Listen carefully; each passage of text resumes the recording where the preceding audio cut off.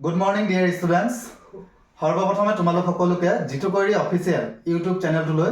আন্তৰিকতাৰে স্বাগতম জনাইছো আৰু ইয়াৰ আগৰ ক্লাছত আমি আলোচনা কৰিছিলো ভয়েস চেঞ্জৰ বিষয়ে আৰু ইয়াৰ আগৰ ক্লাছত আমি আলোচনা কৰিছিলো যে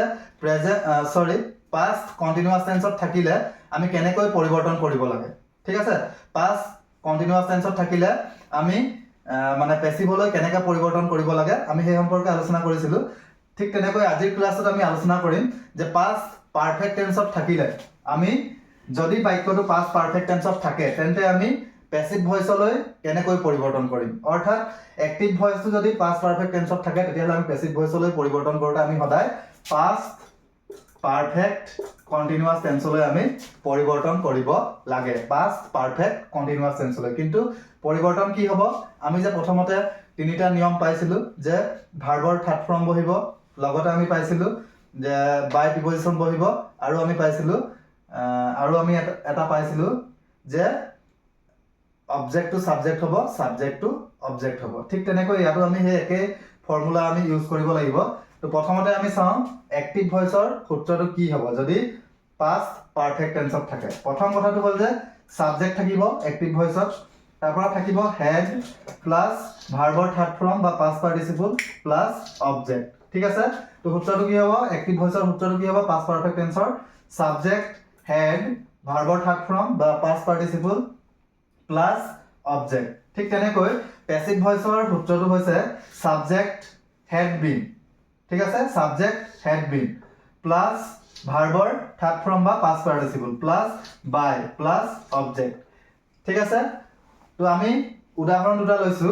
আই had caught a bird to হৈছে অবজেক্ট caught to হৈছে ভাৰ্বৰ third form I subject head auxiliary verb ঠিক আছে তো এতিয়া কি হ'ব a bird to আমি সাবজেক্ট কৰিব লাগিব a bird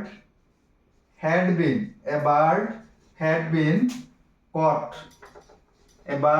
been caught by me বিশেষ একো জটিলতা নাই আমি জাস্ট সিম্পল কে সূত্ৰটো চাই আমি এনেকৈ পাতি দিলেই হ'ব ঠিক আছে সূত্ৰমতে মিলি গৈছে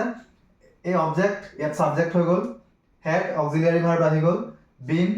লাগি মানে হেডৰ লগত বিন বহি গ'ল লগতে ভাৰ্বৰ থাৰ্ড ফৰ্ম তাতো থাৰ্ড ফৰ্মে আছিল অ্যাক্টিভ ভয়েসত বাই প্ৰিপজিশন বহি গৈছে আৰু আই টু মি হৈ গৈছে অৰ্থাৎ ইয়াত মি টু হৈছে অবজেক্ট ঠিক আছে পিছত আমি আৰু এটা এক্সাম্পল লৈছো দা চাইল্ড হেড ব্ৰকেন দা মিৰৰ দা চাইল্ড হেড ব্ৰকেন দা মিৰৰ দা মিৰৰটো হৈছে অবজেক্ট আমি প্ৰথমতে দা মিৰৰ লৈ আহিলো The mirror had been broken by